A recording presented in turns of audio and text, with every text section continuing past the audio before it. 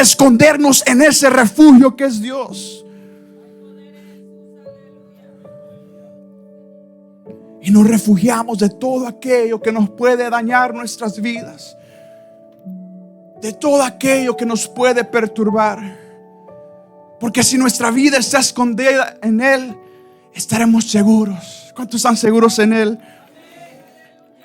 Porque nada ni nadie le puede hacer frente a Dios. Ni el demonio, ni la enfermedad, ni los ángeles, ni principados, ni potestades, porque Él ya los derrotó todo.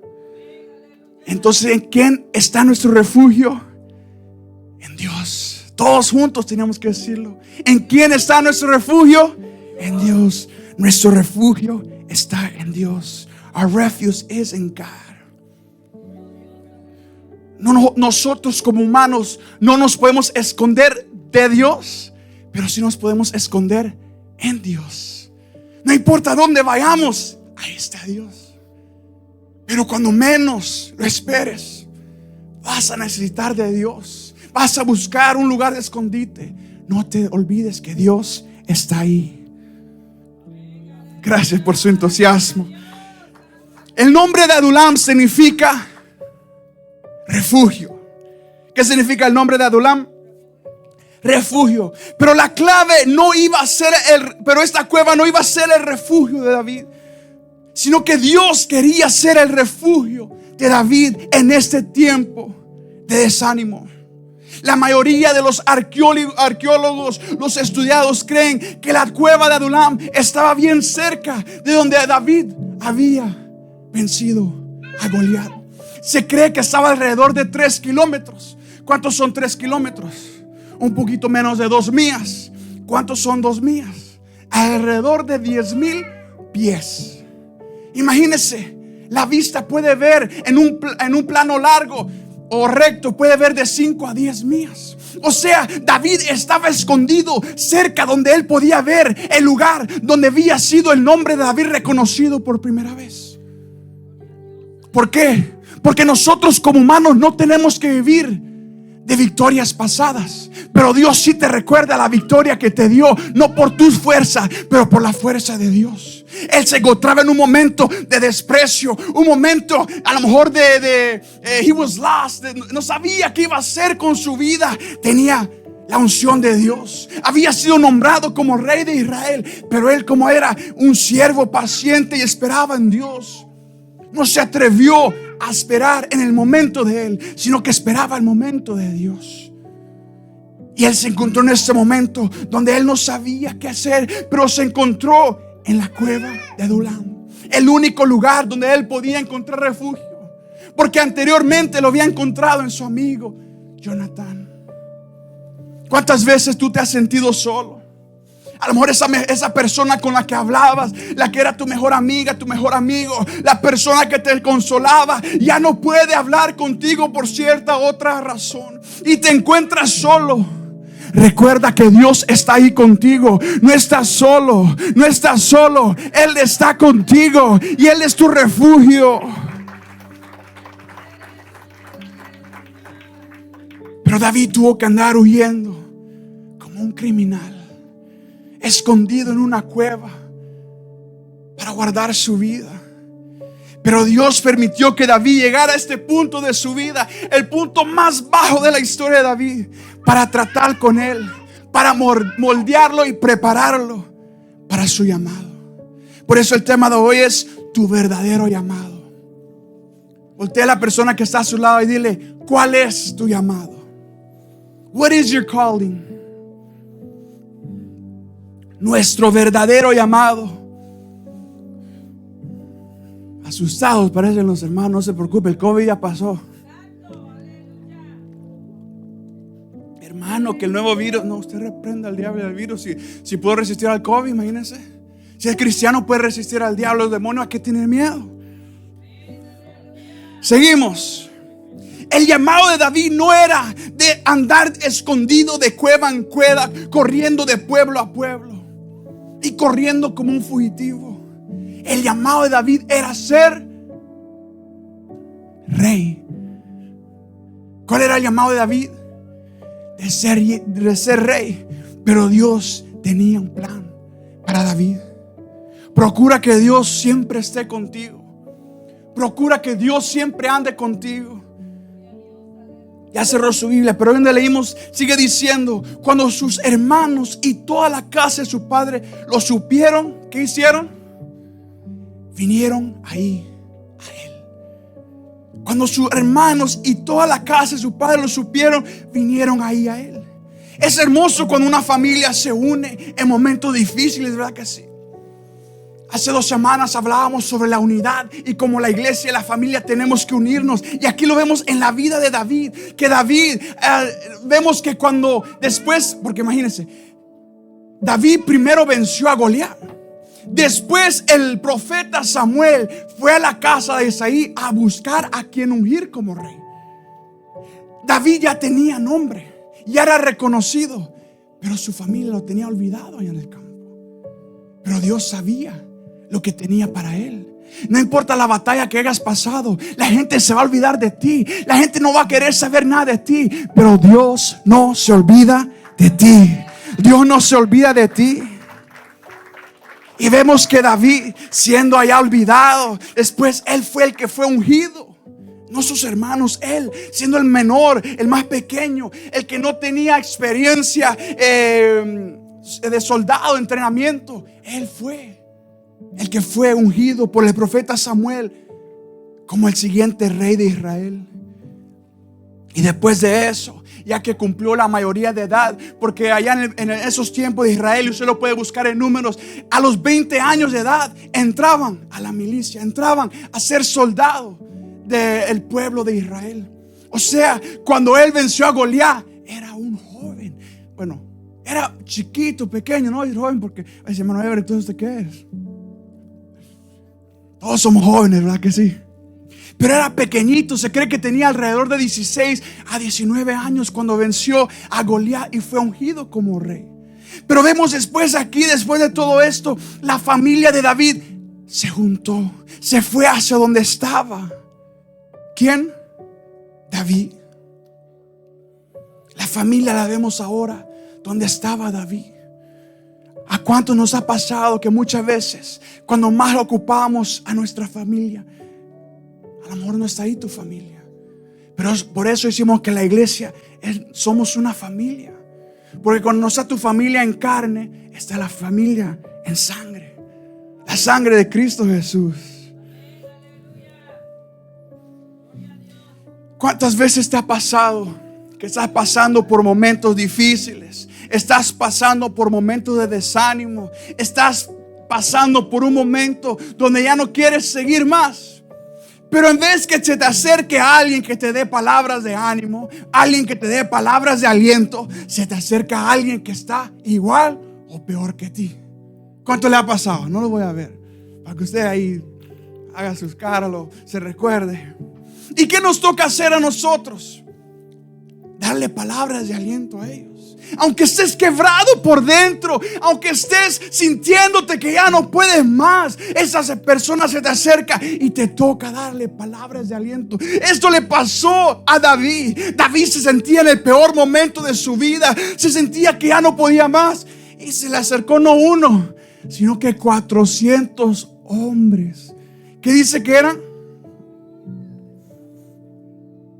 Ahí donde leímos 1 Samuel 22:2. Y se juntaron con él todos los afligidos, todos los que estaban endeudados y todos los que se hallaban en amargura de espíritu.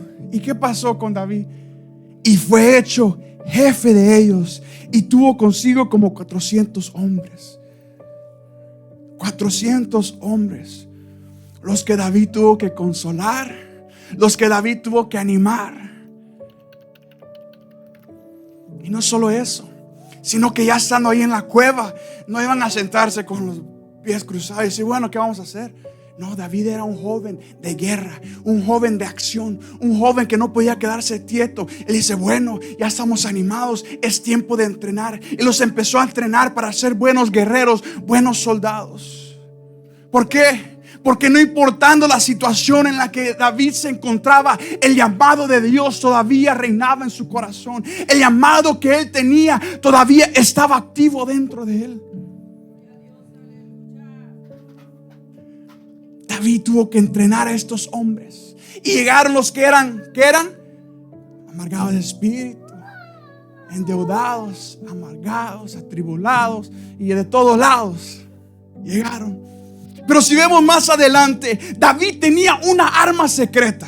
¿Cuál es la arma secreta de David? No era como Estados Unidos, la bomba nuclear, no.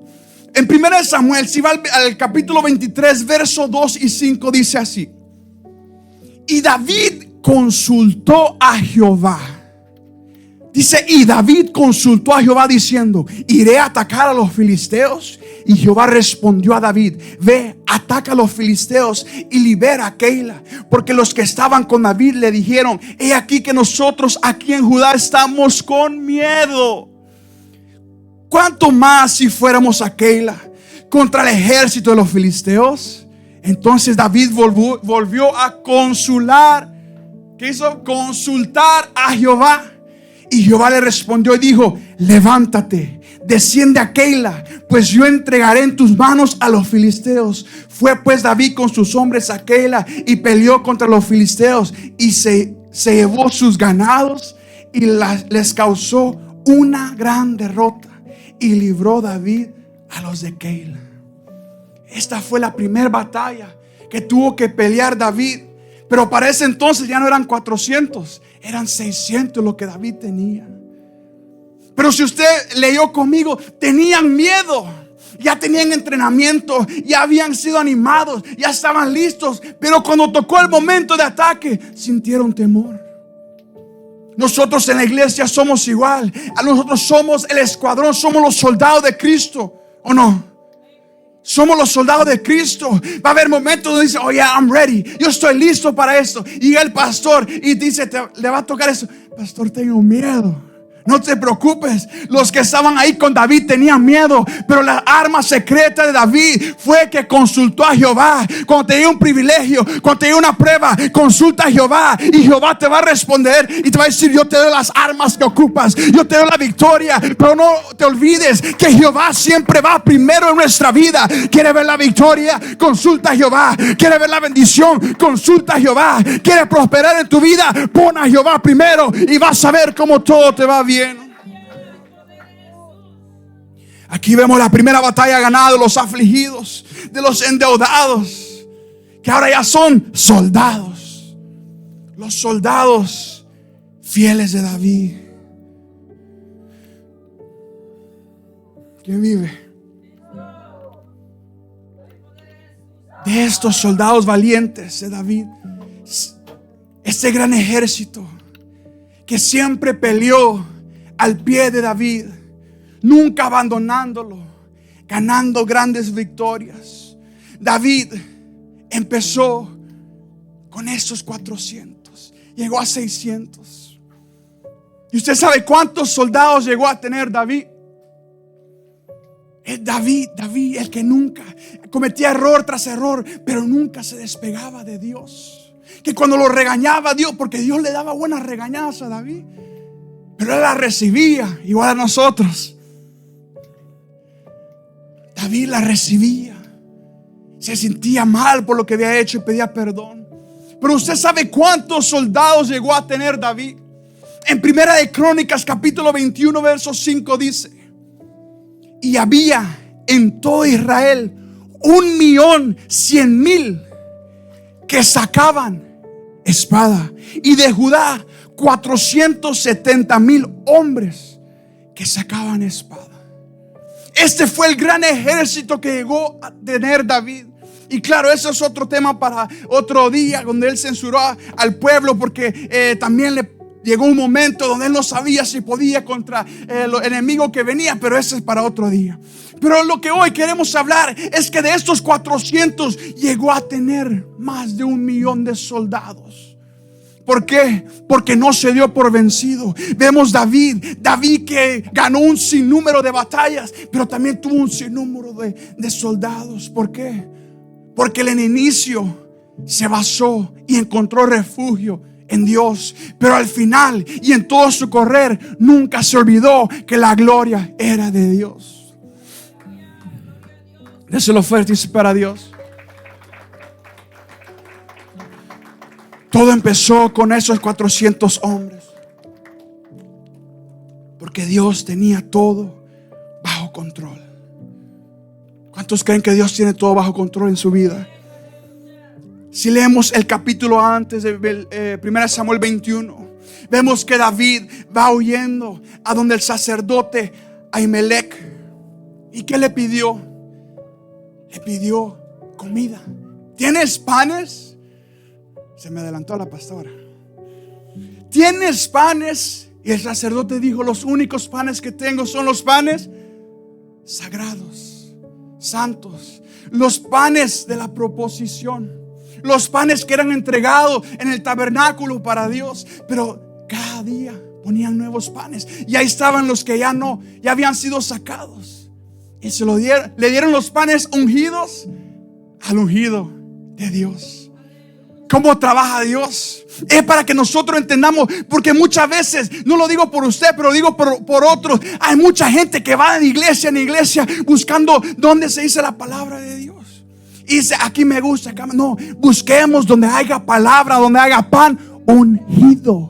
¿Por qué? Porque este pan fue donde inició él su carrera. Este pan ungido que él recibió del tabernáculo fue el que le dio sustento. No toda palabra que sale de un altar es bueno. Por eso los pastores, nosotros siempre oramos por el altar, que sea un altar santo, un altar donde se mueva no cualquiera basura, sino que se mueva la palabra de Dios. Porque hoy en día hay mucha gente que estudia psicología y estudia cómo mover las masas y las mentes, pero lo que un verdadero cristiano, lo que un verdadero predicador tiene que estudiar es cómo mover la palabra de Dios en la gente, cómo la gente ser tocada por el Espíritu Santo. Lo que tenemos que hacer es estudiar la Biblia, pero la gente lo que quiere hacer hoy en día es mover la gente para que se sienta algo, para que sienta una emoción, cuando nosotros lo que queremos hacer es que la gente sienta el Espíritu de Dios, porque la emoción te hace salir igual como entraste, pero el Espíritu Santo te hace salir transformado, te hace salir diferente, te hace salir cambiado.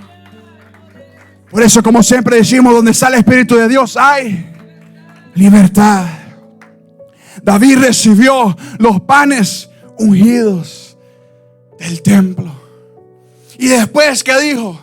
No hay una espada por aquí que me puedan dar. Qué coincidencia. ¿Cuál era la espada que estaba ahí? La espada de Goliat. La misma espada que David había usado hace unos años atrás para matar al filisteo grandote. Usted léalo ahí, porque no dice gigante. Usted léalo en la Biblia, no le voy a decir cuánto medía, léalo en la Biblia. Cuando la misma espada que David usó para matarlo fue la misma espada que le entregaron a él para empezar su gran llamado. ¿Por qué? Porque Dios tiene todo bajo control. Dios tiene todo bajo control. ¿Quién vive? De este gran ejército que tuvo David, salieron 54 fieles que daban el todo por Dios, que daban el todo por Israel, pero daban el todo por David, su rey. Y eso se lo pueden leer en 2 Samuel capítulo 23. Y solo le voy a nombrar de 4. No le voy a decir los nombres para que se lo busque. Pero uno de ellos, solo uno, mató a 800 hombres en una guerra. Otro peleó hasta que su mano se le cansó. ¿Y qué le pasó? Le quedó la espada pegada a su mano.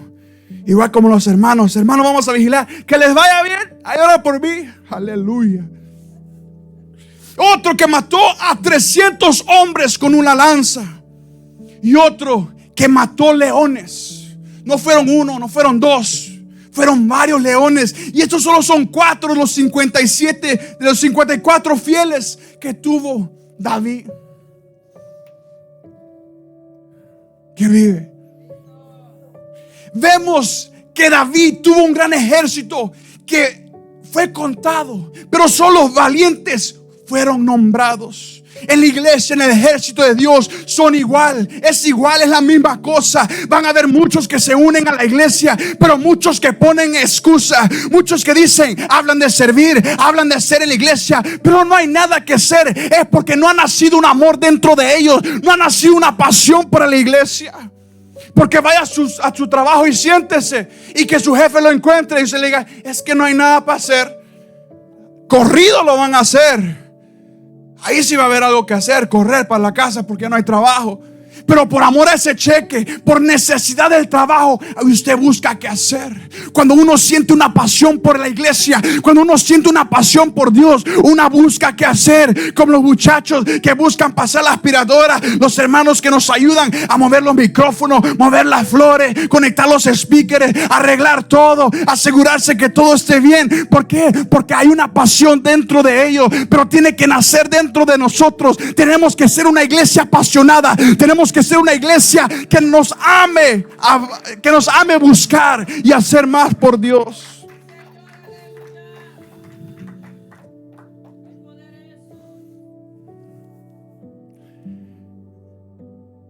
La misma Biblia dice, la mies es mucha, pero los obreros pocos. El trabajo es mucho, pero los obreros pocos. Nosotros no tenemos que andar diciendo, es que yo fui esto, es que yo fui lo otro, es que yo hago esto, es que yo hago otro. Iglesia, no. Como dice la Biblia, por sus frutos los conoceréis. Algo que yo le doy gracias a Dios porque me dio la oportunidad de trabajar varios años con mi papá, porque aprendí mucho y sigo aprendiendo, y siento como que ese tiempo nos unió más. Y ahora no solo en ese tiempo, como que mi papá les cuenta, como que andaba bien distante. Usted sabe cómo son los jóvenes, quieren ser más distante posible, se acuerdan de sus papás, pero de vez en cuando. Y yo siento que en ese momento que Dios permitió que trabajamos juntos, no solo tuve como dicen en inglés, un partner de trabajo, sino que encontré un buen amigo de mi papá, y nos contamos mucho. Y algo que él siempre me recalcaba y me decía, mijo, nunca le digas a la gente lo que sabes hacer, que tu trabajo hable por sí solo. Y él siempre trataba, y él decía, no soy el más rápido en trabajar, pero trato de hacer todo mejor. Y yo de ahí tuve que aprender, no tenía de otra, como dicen por ahí. Pero así aprende uno. Y yo no me considero el mejor trabajador, pero a él le trato de echar ganas. Y estoy donde estoy por la misericordia de Dios. Pero tuve un papá que me ayudó a mí a poder ser una mejor persona. Así como tú te destacas en ciertas cosas en tu vida, que sea así en toda tu vida. Que tú trates de darle lo mejor al Señor.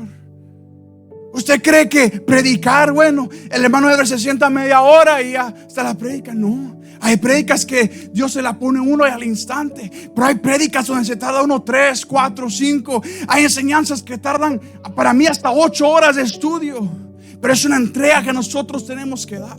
A mí se me haría fácil venir y cantar los mismos cantos todos los días de servicio, pero dígame si usted quiere comer frijoles todos los días y no se va a enfadar. ¿Usted cree que Dios va a recibir nuestra alabanza, pero va a decir, Ever, lo mismo sigues cantando? Y uno trata de dar lo mejor. Ahí va buscando, Señor, que cantamos el fin de semana, que cantamos y hacemos el esfuerzo. Yo hablo de mí, usted tiene que hablar de usted. ¿Cuál es el esfuerzo que usted está haciendo por la obra del Señor? ¿Cuál es el esfuerzo que usted está dando a Dios? Dios no ocupa nuestra ayuda, pero sí quiere ver el esfuerzo que tú le das. Caín y Abel, los dos presentaron sacrificio a Dios, pero Abel dio con amor, con esfuerzo, con ganas, con alegría. Y Caín lo dio porque tenía que darlo, y Dios no lo recibió con agrado. Pero nosotros tenemos que ser personas, 1, agradecidos; 2, conectadas a Dios; y 3, siempre ser personas humildes. La humildad la podemos ver en David, que aunque era un ungido de Dios, él era el escogido para ser el siguiente rey de Israel, pero nunca se le subió eso a la cabeza. Siempre siguió sirviendo a Saúl, teniendo la oportunidad de matar al rey Saúl mientras él dormía. O sea, Saúl lo iba persiguiendo, y Saúl se quedó a dormir enfrente de la cueva donde estaba David con sus hombres. Imagínense, ahí David pudo haber dicho, bueno, llegó mi tiempo a la conquista y empiezo con Saúl. Y queda como rey porque ya estaba ungido. Pero ¿qué dijo él? Se acercó y nomás le cortó el borde del manto de Saúl. Y cuando él se regresó a la cueva adentro y Saúl se levantó y ya levantó a sus hombres para irse, dice que David gritó, mi rey, mi señor. ¿Y qué hizo? Jaja, mira lo que hizo. No, dice que se postró ante tierra en reverencia y le enseñó el borde del manto. Y dice, le pregunta que por qué lo perseguía él, si él no era el enemigo de él, él era su servidor. Y ahí Saúl entendió y recapacitó de que David era la persona más fiel que podía tener ahí. No por lo que era David, sino por lo que estaba dentro de David, que era el Espíritu de Dios. Vemos que David, teniendo a sus hombres ahí, pudo levantar guerra en ese momento, pero él se mantuvo humilde. ¿Por qué? Porque Dios estaba en él. Por eso la Biblia recalca, dice que el corazón de David era como el corazón de Jehová, que perdonaba ofensa tras ofensa. ¿Cuántas veces David no fue atentado por Saúl? Pero ahí seguía fiel. Pero que no se diga en la iglesia, el hermano Ever no me saludó. Perdónenme, a veces con la cabeza, miren, tuve que ir corriendo a conectar otra vez la cámara. Y el hermano Ever pasa y pensando, ¿qué hago aquí? ¿Qué hago allá? Y le digo aquí, perdónenme por esas y muchas más. Pero nosotros tenemos que saber perdonar. Tenemos que saber cómo llevarnos como familia. Yo no sé cuántos tuvieron hermanos o hermanas aquí, pero entre hermanos muchas veces se pelea, muchas veces se discute, pero al final del día siempre sigue siendo su hermano, su hermana. Y está ese amor. Va a haber muchas veces que nosotros, como que lo que dice el hermano Ever, como que no estuvo muy bien, pero siempre ámeme, porque yo lo voy a amar a usted. ¿Quién vive? David conocía su llamado, pero no sabía el tiempo de su llamado, pero sabía confiar en Dios.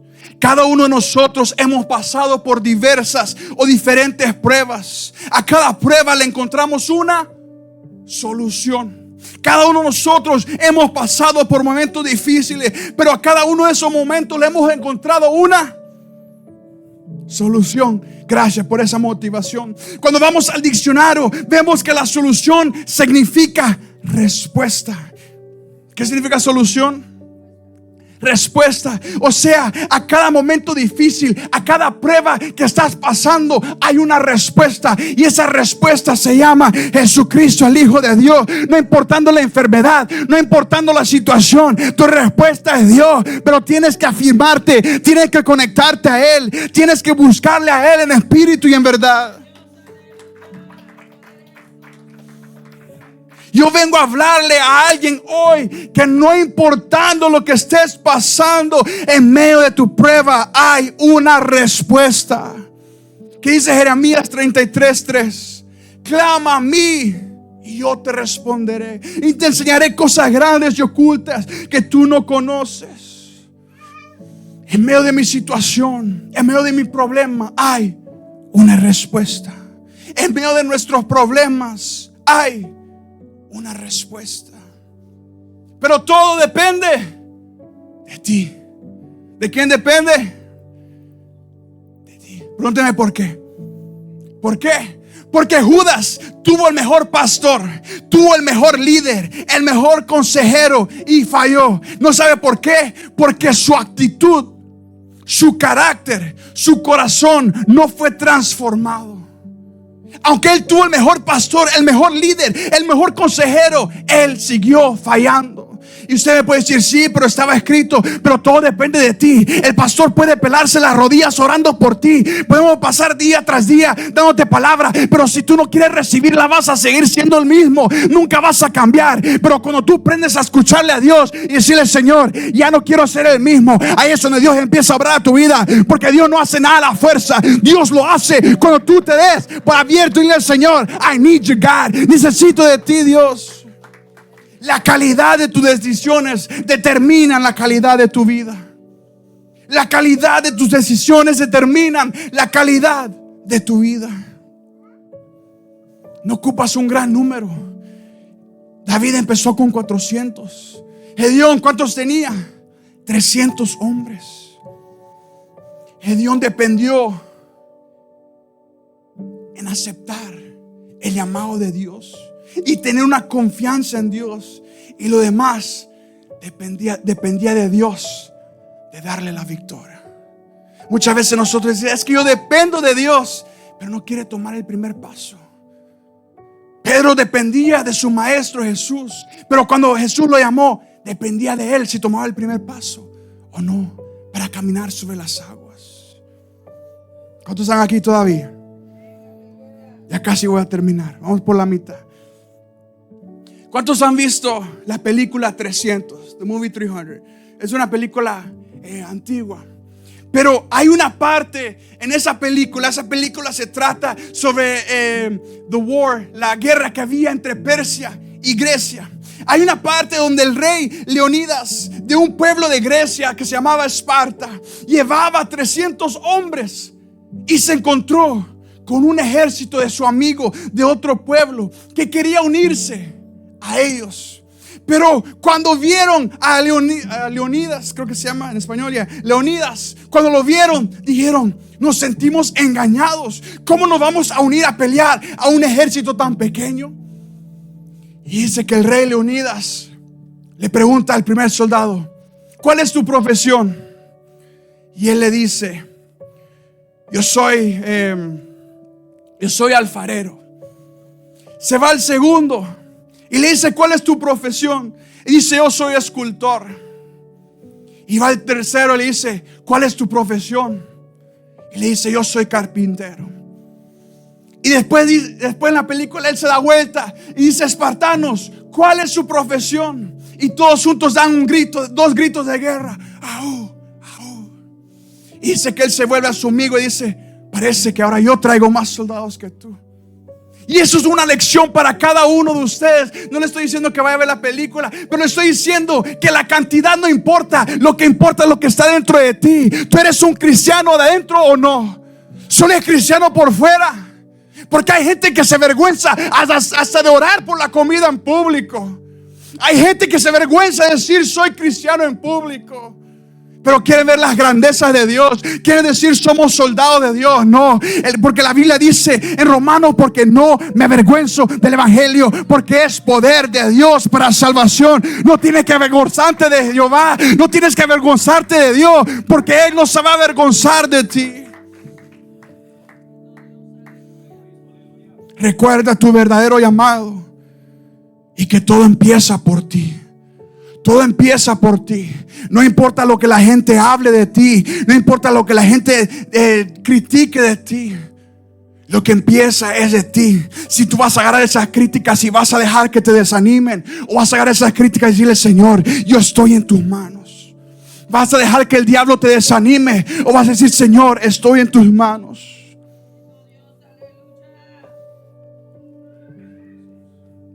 Yo no sé cuántos como David tuvieron un momento de una victoria grande, de vencer al gigante Goliat, pero hoy se encuentran en un momento que no saben qué hacer. Tuvieron un momento donde oraron por su esposa, por su esposo, por sus hijos, y llegaron a la iglesia, pero hoy se sienten en debilidad y no saben qué hacer. Dios te quiere decir: recuerda lo que oraste. No te diste por vencido. Ahora no te des por vencido, que yo soy a punto de hacer la gloria en tu vida. Yo soy a punto de hacer ese llamado, verse en tu vida. Pero no tienes que darte por vencido. No puedes rendirte. El camino es difícil, sí, pero todo lo podemos en Cristo, porque Él nos fortalece. Todo lo podemos en Cristo, porque Él nos fortalece. Póngase de pie.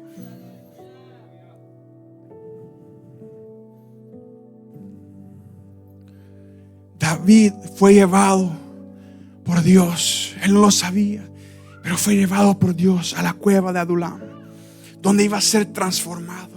Él ya sabía lo que era pastorear ovejas, pero no sabía que era entrenar a gente que no sabía nada de las guerras, nada de una espada. Pero ahí lo llevó Dios. Cuando él se sentía afligido, le llevó personas más afligidas a él.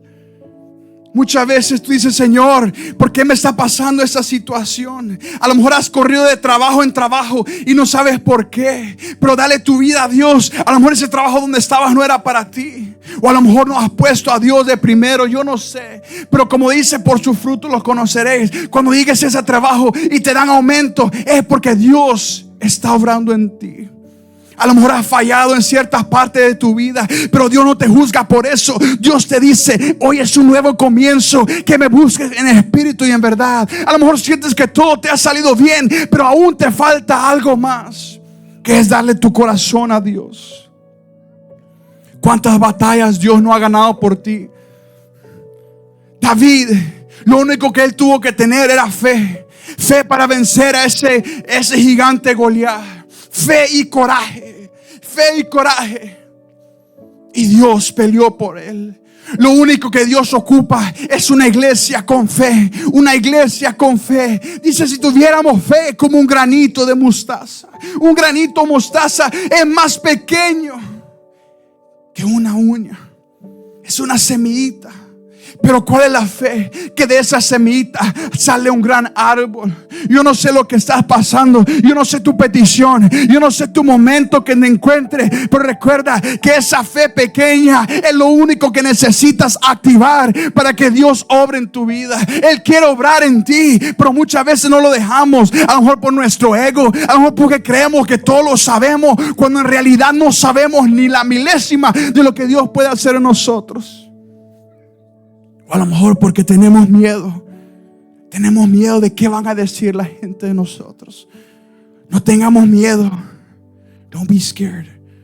Dios está con nosotros. Dios está contigo. Y muchos hablan de metas, de logros para este nuevo año. Pero lo único que yo le reto a usted, lo único reto que nosotros tenemos que tener, es de día tras día acercarnos más con Dios. Acercarnos más con Dios. Porque cuando nos acercamos a Dios, vemos como todo empieza a ser más fácil. No es que la vida va a ser fácil, pero se hace más fácil porque Dios está con nosotros. Si alguien quiere aceptar o reconciliar, el altar está abierto. Pase al frente. Le voy a dar un minuto nada más, porque alguien que lo quiera hacer de corazón no lo va a pensar mucho, va a venir corriendo al altar.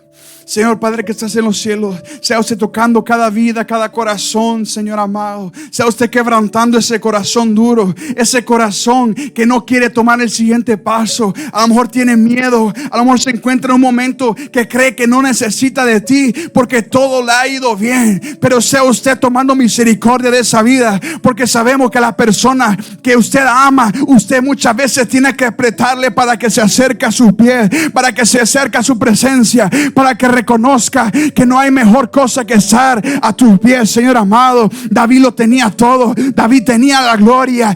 Cantaban cuando él entraba a la ciudad después de una victoria. Cantaban: Saúl mató a 1000 y David a 10,000. Él lo tenía todo. Tenía a la esposa, a la hija del rey, pero tomó que correr por su vida para empezar de nuevo, para poder recapacitar y saber que todo lo que él tenía era por Dios. Aunque él no tenía ego, aunque él era humilde, pero era el comienzo para algo grande. Muchas veces ocupamos de resetear nuestro camino. Muchas veces Dios va a recalcular nuestros pasos, pero es porque Dios quiere hacer algo grande en tu vida. Dios quiere hacer algo grande en ti.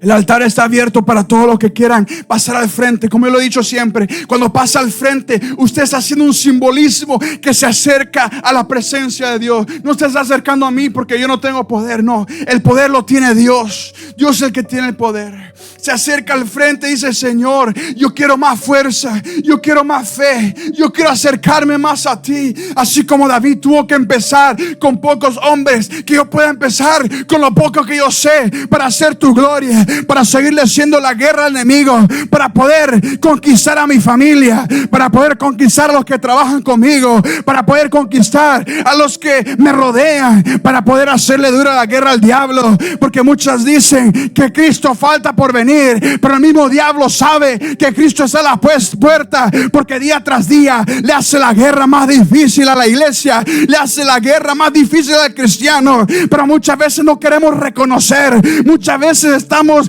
tan atados al conocimiento que no queremos reconocer que no ocupa Dios venir para nosotros irnos de esta tierra. Lo que ocupa es una mala decisión de alguien que te quite la vida. Lo que ocupa es que nos enfermemos para morir de esta tierra, para pasar de esta vida. No sabemos cuándo sea nuestro último suspiro, no sabemos cuándo sea el último segundo de nuestra vida, pero tenemos que decirle: Señor, que día tras día yo pueda caminar en tu voluntad. Señor, que día tras día, aunque vamos a cometer errores, pero que yo camine en ti, y usted sea el que me regañe, usted sea el que me moldee, que yo sea vaso en sus manos, Señor amado, que yo sea un instrumento en sus manos. Gracias, Señor, por los que reconocen y pasan aquí al frente y reconocen que no hay mejor cosa que acercarte a ti. Gracias, Señor, por esos valientes, esas valientes que pelean la batalla, porque sabemos que la batalla es difícil. Van a haber muchos soldados, pero como le dijimos, son pocos. Eran millones de soldados, eran miles de soldados que tenía David, pero solo fueron 50 los que fueron destacados, solo 53 fueron nombrados. Van a haber muchos que se llaman ser cristianos, pero van a ser pocos los que tienen su nombre escrito en el libro de la vida. Señor, ayúdanos a poder tener siempre nuestro nombre escrito ahí, que aunque venga lo que venga, nosotros podamos seguir hacia adelante, que aunque digan lo que digan, nosotros podamos seguir caminando, que aunque venga la enfermedad, aunque venga la tentación, aunque venga el desánimo, aunque venga la crítica, aunque venga el chisme, aunque venga el mismo diablo a ponernos sentaída, que nosotros podamos seguir caminando. Que aunque el diablo nos quiera derribar, nosotros estamos anclados en usted. Nuestra vida está anclada en esa roca que es Cristo. Nuestra casa no se cae porque la fundación es Cristo Jesús. Te damos gracias, Señor. Gracias, Señor, porque sabemos que usted está con nosotros. Gracias, Señor, por esas almas que se conectaron por las redes sociales. Que sea usted guiándolos, transformándolos. Que sea usted guiándolos a mejores pasos. Que sea usted guiándolos en su perfección y que puedan encontrar su verdadero llamado, Señor amado. Porque muchas veces nosotros queremos caminar en nuestro propio llamado, pero el mejor llamado es el que usted da, Señor, porque usted es el perfecto y usted es el que todo lo sabe, Señor. Y por eso le alabamos y le adoramos a usted, porque solo usted es digno de alabanza y adoración. Usted es el Rey de reyes y Señor de señores. Usted es el guerrero por excelencia que nunca pierde ninguna batalla. Por eso te damos gracias, Señor. Gracias, Señor, porque usted está con nosotros. Gracias, Señor, porque usted se mueve en todas las iglesias del mundo que le buscan y le sirven en espíritu y en verdad. Gracias, Señor, por cada familia aquí representada, Señor amado. Mira esa prueba que a lo mejor están pasando. Sea usted obrando ahí, Señor. No te digo, no te pido que la quites de ellos, porque si usted está trabajando en su vida, sea usted moldeándolos, sea usted cambiándolos y transformándolos, pero que puedan entender que no hay mejor cosa que estar en sus pies, Señor Jesús. Y que puedan podamos reconocer que todo se lo debemos a usted. Todo se lo debemos a usted, Señor amado. Todo se lo debemos a usted. Porque solo usted es el que siempre está con nosotros. Todo lo que tenemos es gracias a usted. No es por nuestra propia fuerza. No es la alarma que nos despierta cada mañana para ir a trabajar. Es el aliento que usted siempre pone de vida en nosotros, que nos permite despertarnos cada mañana, que nos permite levantarnos. Es la salud que usted pone en nosotros, que nos permite levantarnos y caminar. Es esa fe que tenemos, ese amor que tenemos por usted, que nos permite y nos da ansias de venir a la iglesia. Por eso te alabamos y te adoramos, Jehová, porque sabemos que usted está con nosotros. Gloria, gloria, gloria a su nombre, aleluya. Levante su mano, iglesia, un momento. Levante su mano, iglesia, un momento, aleluya. Oh, gracias, Señor, gracias, Señor, gracias, Señor. Padre Santo, gracias, Señor, por la salud, por la fuerza, por la bendición, por la victoria. Gracias, Señor, por todo lo que me ha dado, Señor. Gracias, Señor. Gracias, Señor, pero aún espero, Dios mío. Oh, dígale con su propia palabra, aún espero, Señor, la otra parte que va a ser en mi vida, aleluya, para poder continuar, para poder, aleluya, para poder despegar, para poder afirmarme más y más en su palabra, para poder ver con mis ojos espirituales, Señor, oh, lo que usted va a hacer aún todavía en mi vida, aleluya. Oh, gracias, Señor, por su palabra. Gracias, Señor, por su promesa, Señor. Gracias, Padre Santo, por su amor tan grande, incomparable, su paciencia, Señor, para con cada uno de nosotros, Señor. Padre bueno, en el nombre de Jesucristo le pido, Señor, Padre Santo, que tome control y posición de cada vida, Señor. Oh, Padre Santo, que hay pensamientos, Señor, negativos, Señor amado, reprendemos todo pensamiento negativo y lo echamos fuera en el nombre de nuestro Señor Jesucristo, aleluya. Hermano, hermana, hay que anclarnos en la palabra. Todo pensamiento negativo tiene que ir fuera en el nombre de Cristo el Señor. Hay que buscar su presencia, aleluya. Oh, hay que buscar su palabra, hay que buscar, aleluya, afirmarnos, porque el mundo se pierde, el mundo se pierde, el mundo va sin rumbo. Oh, pero hay una iglesia, aleluya, que se esfuerza, un hombre, una mujer, un joven que se esfuerza, nos esforzamos para poder culminar esta carrera en victoria en el nombre de nuestro Señor Jesucristo. Oh, gracias, Señor. Oh, Padre Santo, gracias por su amor tan grande, incomparable, Señor, por su amor incomprensible, Padre Santo, que el mundo no entiende, Señor. Pero hay un pueblo llamado iglesia, Señor amado, que hemos entendido su amor incomparable. Oh, Padre Santo, el amor que nos ha amado, aleluya. El amor que nos ha amado, que ha perdonado y borrado todo nuestro pasado para poder hacer un hombre de bien, una mujer de bien, para gloria de su santo nombre. En el nombre de nuestro Señor Jesucristo, gracias por todo, Señor, lo que seguirá haciendo en cada vida, Señor, en cada familia, Señor, en los hijos, Señor. Oh, Padre Santo, nuestros familiares que aún todavía, Padre Santo, están con el corazón duro, Señor, que escuchan la palabra del Evangelio, Dios mío. Oh, Padre Santo,